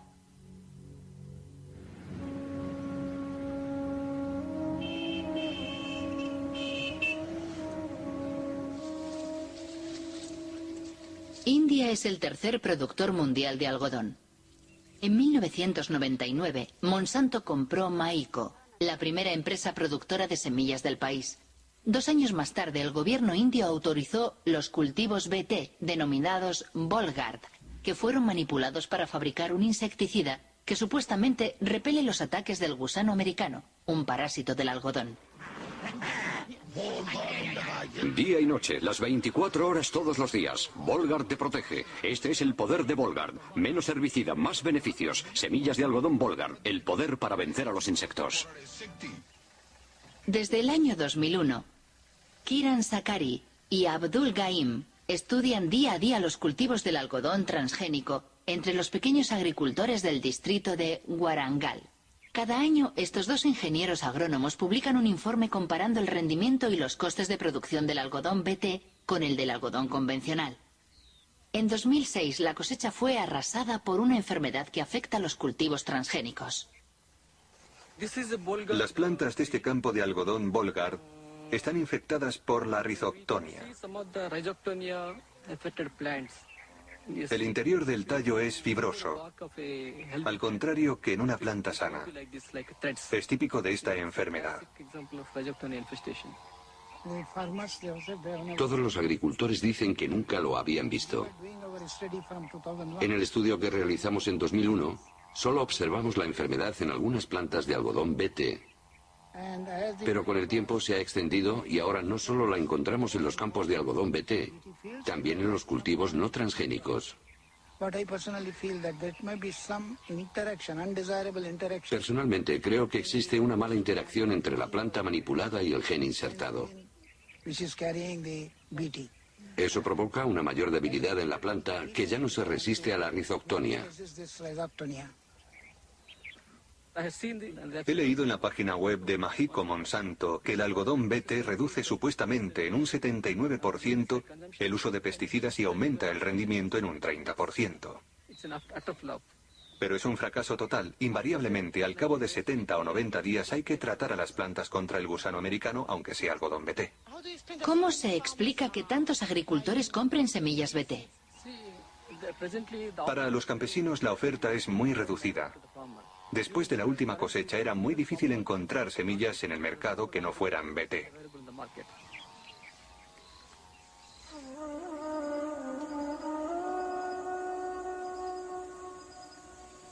Actualmente en India, Monsanto controla prácticamente la totalidad del mercado de simiente de algodón. Una manera de imponer sus semillas transgénicas 4 veces más caras que las semillas convencionales. Para conseguirlas, los campesinos se ven obligados a empeñarse con intereses de usura. Si la cosecha es mala, van a la quiebra. Es una espiral infernal que está diezmando las aldeas indias.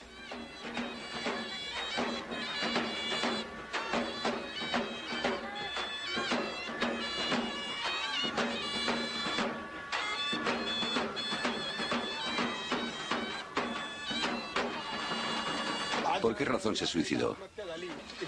La cosecha se ha perdido. ¿Algodón BT? Sí, algodón BT. ¿Hay alguna otra razón? Las deudas. ¿Qué edad tenía? 25 años. Se bebió 1 litro de pesticida.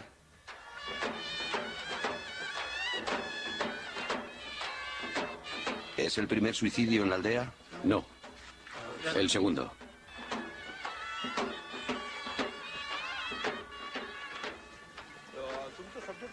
Funerales como el que acabamos de ver se repiten 3 veces al día en la región de Vidarbha, donde el algodón BT se introdujo en 2005.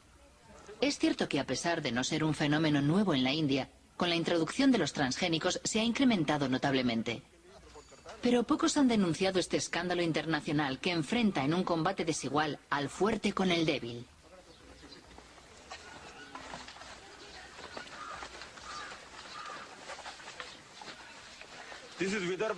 En las zonas de Vidarbha, donde se cultiva el arroz, se producen pocos suicidios. Esta es la zona donde se cultiva el algodón. El resultado del algodón BT es que el primer año hubo 600 suicidios entre junio de 2005 y junio de 2006. El segundo año, tan solo 6 meses después, ya llevamos 680 suicidios. Es un desastre. Sí, es un desastre completo. El problema reside en que los alimentos transgénicos hacen que los agricultores dependan completamente de las fuerzas del mercado. No solo tienen que pagar la simiente más cara, también tienen que comprar abonos. Además, el consumo de insecticidas no se reduce. Es mentira. Monsanto dice que los transgénicos son mejores para el pequeño agricultor. ¿Qué opina usted? Nuestra experiencia demuestra que eso es completamente falso. Es mentira.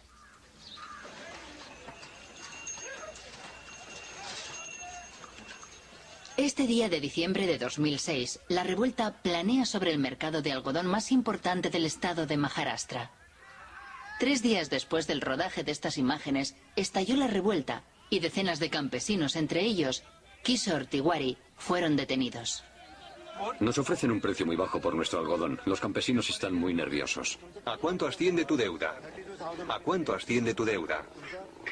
52.000 rupias, 60.000 rupias, 50.000 rupias, 20.000 rupias, 50.000 rupias, 15.000 rupias. ¿Cuántos de vosotros no plantaréis algodón BT el próximo año? No quieren cultivar algodón BT.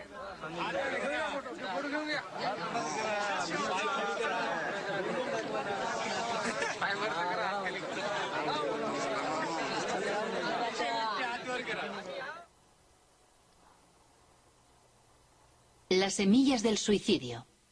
Es el título de un libro escrito por Vandana Shiva. Esta física, ganadora del Premio Nobel Alternativo, dirige una fundación económica y una red de granjas productoras de semilla bautizada Nadyana.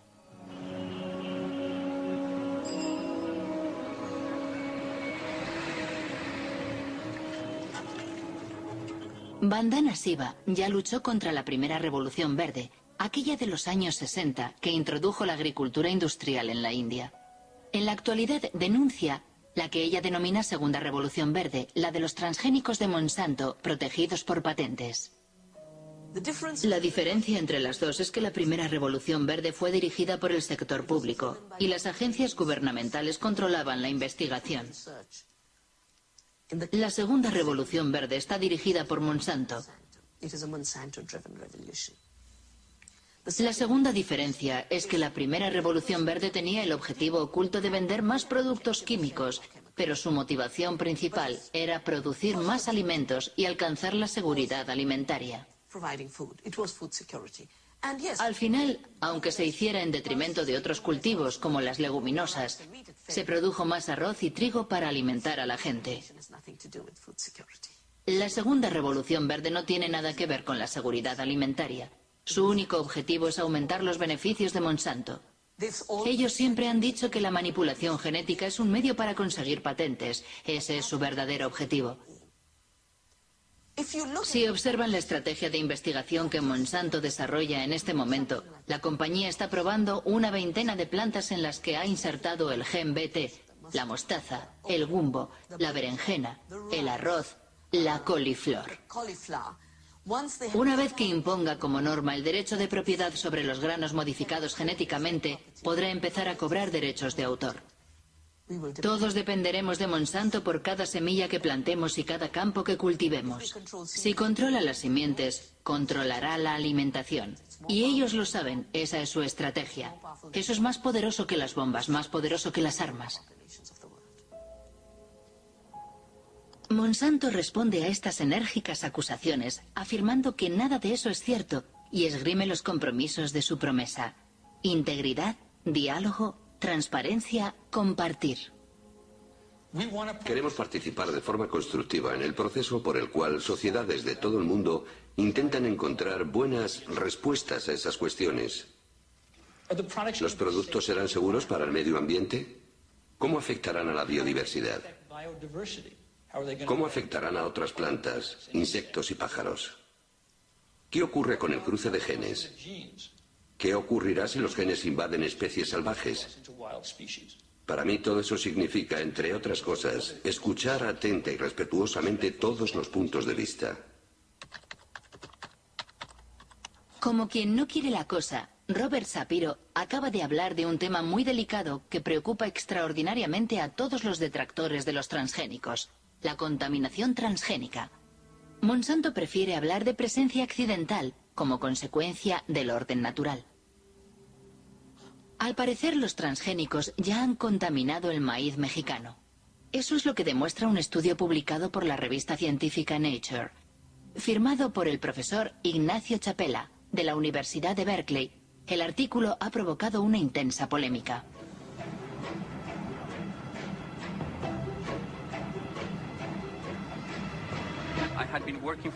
Durante 15 años he trabajado con comunidades indígenas de Oaxaca, en México, para enseñarles a analizar su medio ambiente. Uno de mis estudiantes les está enseñando a detectar los alimentos transgénicos. Llevamos una lata de maíz americano en conserva que tenía que servirnos de control positivo porque sabíamos que era maíz transgénico.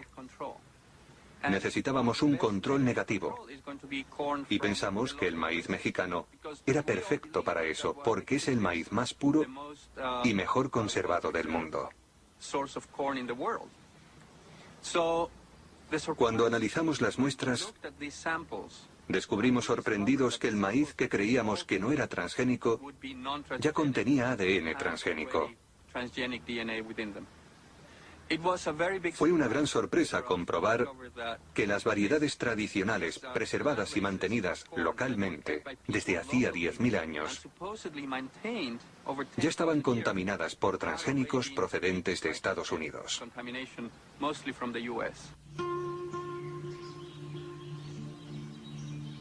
México es el lugar originario del maíz. En la región de Oaxaca, al sur del país, existen más de 150 variedades locales. Esa gran biodiversidad es un tesoro universal que protege la reserva genética de maíz conservada por millones de campesinos mexicanos. ¿Este maíz es para la familia? Sí, para la familia nada más. Hace tortillas. Pero siempre de este tamaño, así limpio, se recoge para semilla, para el otro año. ¿Nunca compras semillas afuera? No. ¿Gente cambia? Sí, creo que de la antigüedad.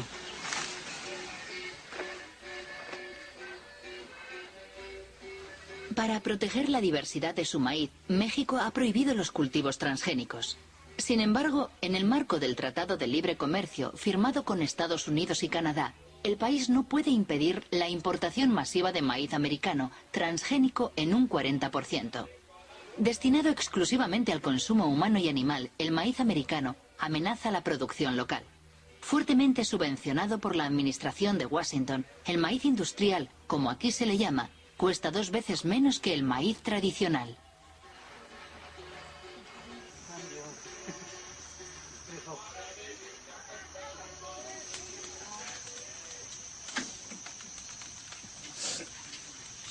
¿La tortilla siempre se hace con maíz criollo? Sí. Natural, rinde más. Y alimenta más porque es de la tierra pura.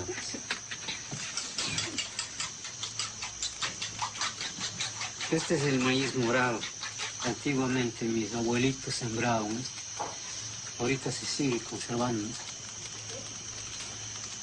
Así es. Antes de la conquista ya. Sí.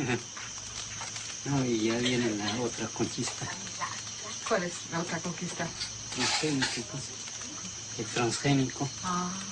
para tumbar esto y desaparecer lo criollo para que reine el maíz hecho. Vamos a depender mucho de eso porque vamos a tener que poner fertilizante que ellos vendan, insecticida que ellos vendan. Todo lo que ellos tengan que vender, tenemos que comprarlo para que haya maíz, no va a haber. Sin embargo, el criollo, sin ponerle abono, ni insecticida, ni nada, por lo menos así está.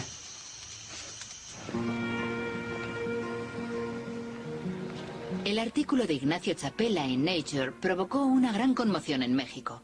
El Instituto Nacional de Ecología confirmó la contaminación del maíz mexicano. Los genes Roundup Ready y BT se han encontrado en el maíz de 5 regiones del país. ¿Qué ocurrirá si el maíz transgénico se cruza con las variedades tradicionales?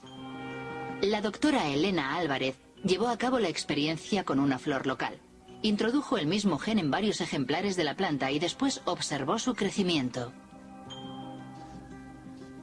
Nosotros hemos visto que aún 2 plantas idénticas genéticamente, es decir, tienen todo el genoma idéntico, todos los cromosomas son igualitos y tienen el mismo transgen, pero este transgen está localizado en diferentes sitios, ¿no?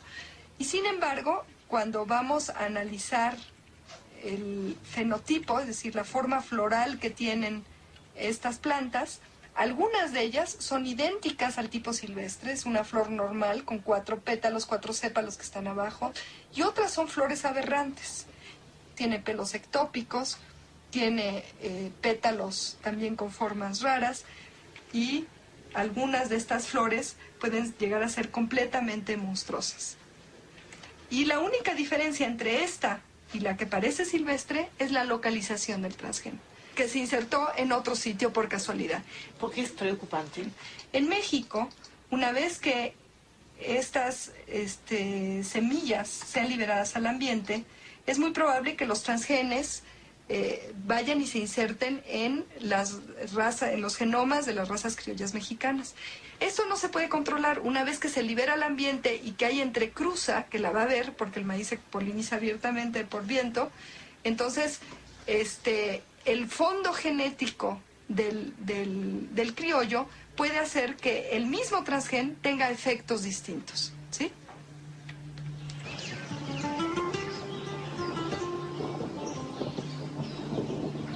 Buenos días, los seguimos invitando para que podamos platicar con ustedes un momento en relación a las actividades que se están produciendo actualmente en el maíz, sobre todo por la contaminación por transgénicos. Nosotros estamos muy preocupados. Aldo González dirige una organización indígena.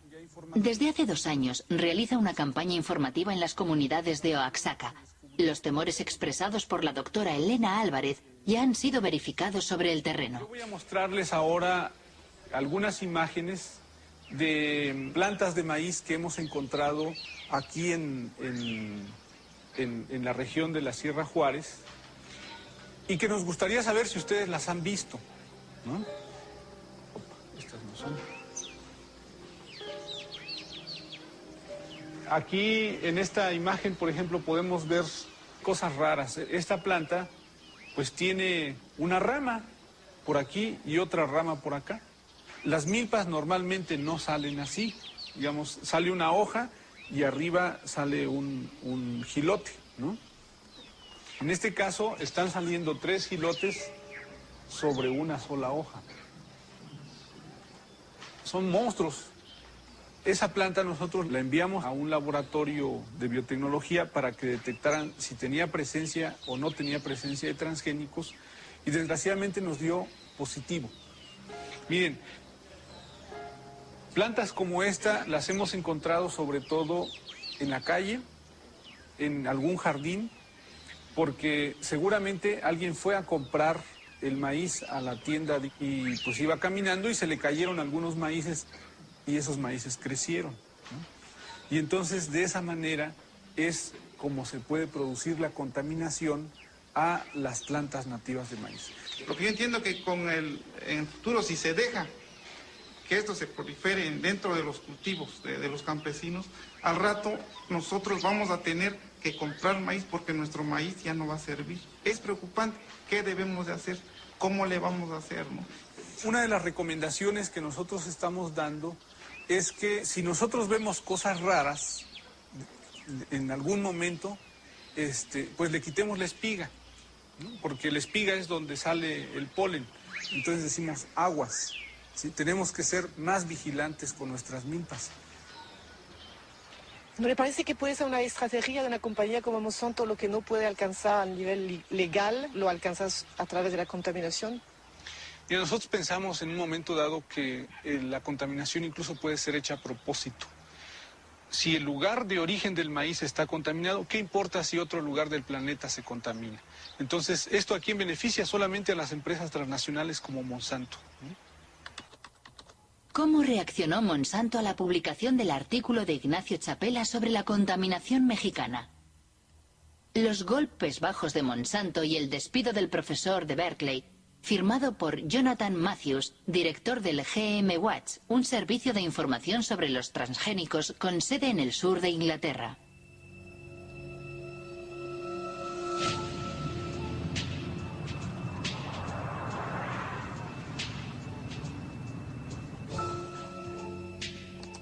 Según Jonathan Matthews, Ignacio Chapela ha sido víctima de una campaña lanzada en AgBioWorld, una página web partidaria de los transgénicos. La víspera de la publicación del artículo de Nature, una tal Mary Murphy envió un email que AgBioWorld distribuyó entre miles de científicos de todo el mundo. Decía así: los activistas sin duda van a hacer correr el bulo de que el maíz mexicano ha sido contaminado por genes de maíz transgénico. Al día siguiente, una tal Andura Smetasek envía un segundo email. Ignacio Chapela, activista antes que científico. Es verdaderamente una campaña de difamación. Los 2 primeros días entran en escena Murphy y Smetasek. A continuación, otros científicos reaccionan diciendo: tenemos que hacer campaña contra eso. Tenemos que inundar Nature con emails que digan que ese estudio no es serio. He pasado mucho tiempo investigando quiénes eran Smetasek y Murphy. Por lo que respecta a Smetasek, si consideramos los datos técnicos de sus emails, vemos recibido de y la dirección del remitente. Y después un protocolo de Internet. Solo hay que copiarlo y buscarla en un anuario de páginas de Internet.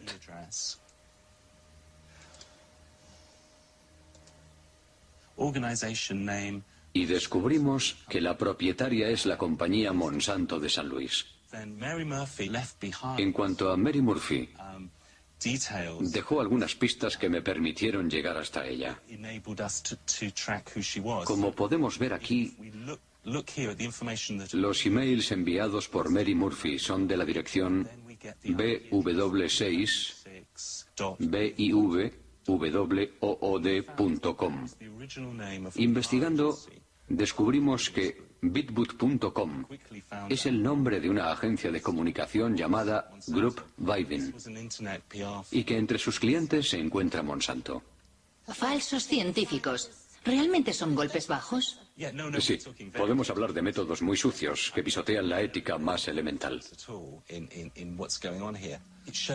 Demuestran que se trata de una empresa capaz de cualquier cosa por imponer sus productos en todo el mundo, incluida destruir la reputación de todos aquellos que se pongan en su camino. La prensa británica se hizo eco de las acusaciones de Jonathan Matheros, pero Monsanto ha preferido ignorarlo. Mientras continúa su imparable ascensión, la firma defiende su visión de un mundo transgénico que supuestamente resolverá los problemas del hambre y el medio ambiente en perfecta armonía. La experiencia práctica demuestra claramente que la coexistencia entre la agricultura transgénica y la agricultura convencional o biológica no solo es posible, sino que existe de forma pacífica en todo el mundo.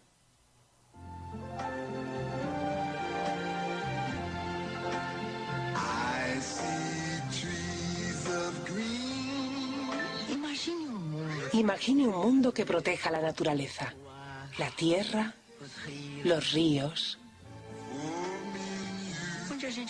donde la gente pueda producir maíz con menos productos químicos y sin matar los bosques. Usted está pensando en un mundo con transgénicos.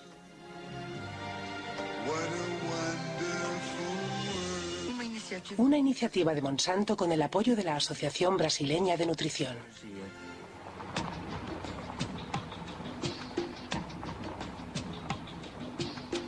El mundo transgénico ya está en marcha en América del Sur, donde en 2007 se sembraron 40 millones de soja Roundup Ready.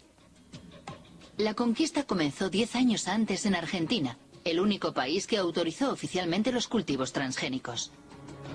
Desde entonces, los transgénicos se han extendido misteriosamente por los países vecinos, como Brasil o aquí, en Paraguay.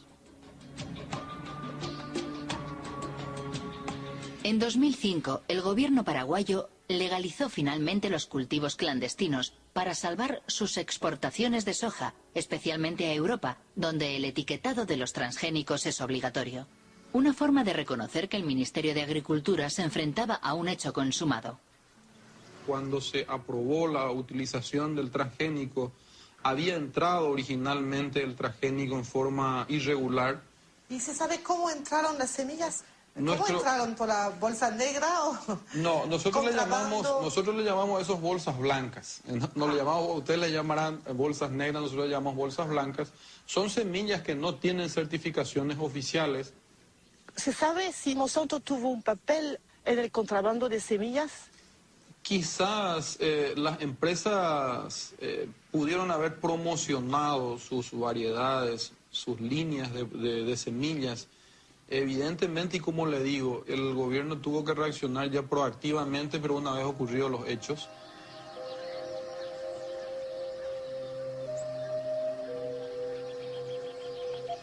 Sea cual fuere su origen, el contrabando fue un buen negocio para Monsanto. Desde que los cultivos fueron legalizados, la compañía ha conseguido que los productores paguen derechos por cada tonelada de soja producida. Igual que en Brasil.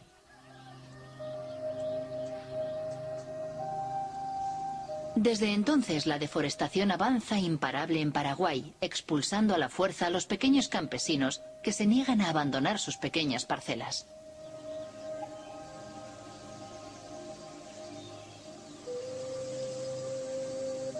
Jorge Galeano dirige una organización campesina que lucha contra el avance de lo que llama el desierto verde.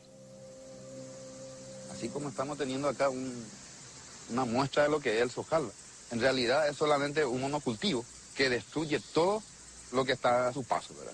Entonces, estos eran totalmente bosques y, digamos, parte de la agricultura familiar campesina, que conviven con las plantas, con los árboles, ¿verdad? La mandioca, el maíz. ¿Le parece, Jorge, que el monocultivo transgénico puede convivir con las producciones de los pequeños campesinos aquí? Nosotros estamos seguros que no. No puede convivir, no son compatibles. Es una guerra silenciosa que va eliminando comunidades campesinas, familias campesinas, biodiversidad que tenemos en el campo. Esta trae muerte, trae pobreza, trae enfermedades y la eliminación de todos los recursos con que nosotros contamos para sobrevivir. Actualmente por todo el país se fumiga Roundup, con avionetas o con abonadoras llevadas por obreros agrícolas sin ninguna protección. Se fumiga justo hasta la puerta de las casas o cerca de los cultivos de supervivencia de los pequeños campesinos. Todos los años se destruyen cosechas y miles de personas son contaminadas. Como esta familia rodeada por los transgénicos de Monsanto. Los padres están preocupados por su hijo Pedro, que todos los días tiene que atravesar los campos de soja para ir a vender las tortillas de maíz que hace su madre.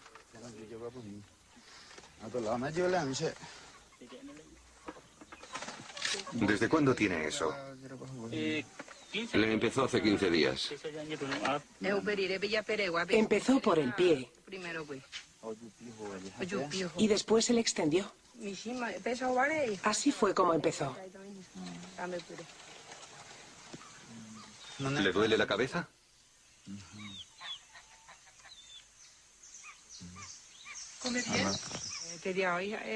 Muy poco. Hoy no ha querido comer lo que le preparé. Solo ha tomado un zumo. ¿Y su hermano? Él come mejor, pero es difícil. Así es, vivimos. Tomamos el agua, intoxicados, muriendo de nosotros 60 patos con ganso. Ahí viene y enseguida cae y muere. Porque allá se mata todo. Ahí en la altura. Y cuando llueve viene el agua y el pato vive por el agua. Y por eso. En Paraguay, el 2% de la población posee el 70% de las tierras cultivables y con los transgénicos la concentración no deja de aumentar. Las 3/4 partes de los productores de soja son extranjeros que invierten su dinero en el nuevo oro verde.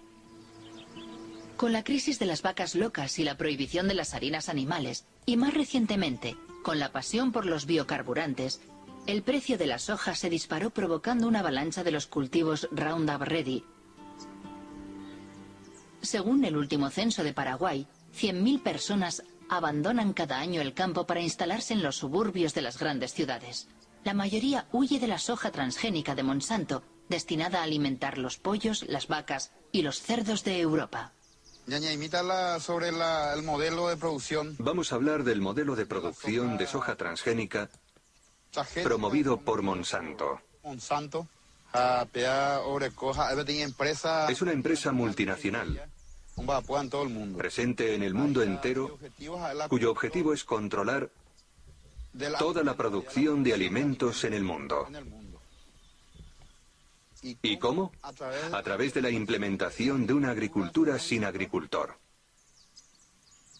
El resultado es que nos priva de nuestra soberanía alimentaria. Es decir, de la posibilidad de alimentarnos por nosotros mismos, sin depender de nadie para hacerlo.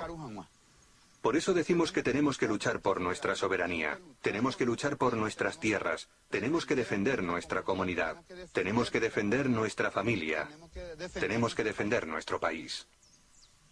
Mi familia vive en la ciudad y yo no quiero ir allí.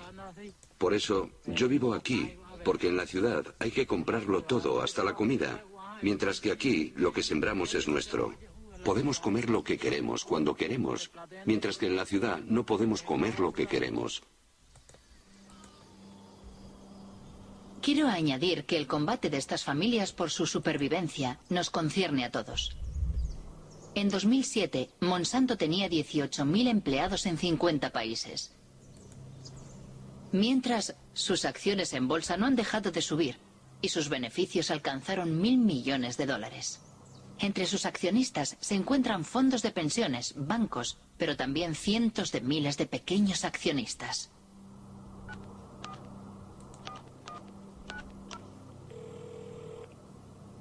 ¿Chris Horner? Hola, Christopher Horner. Soy Marie-Monique Robin, de Francia. Agradecemos su insistencia solicitando una entrevista. Pero hemos tenido algunas conversaciones internas y no hemos cambiado de opinión. De forma que no tenemos ninguna razón para participar en su documental, porque sospechamos que no será muy positivo para nosotros.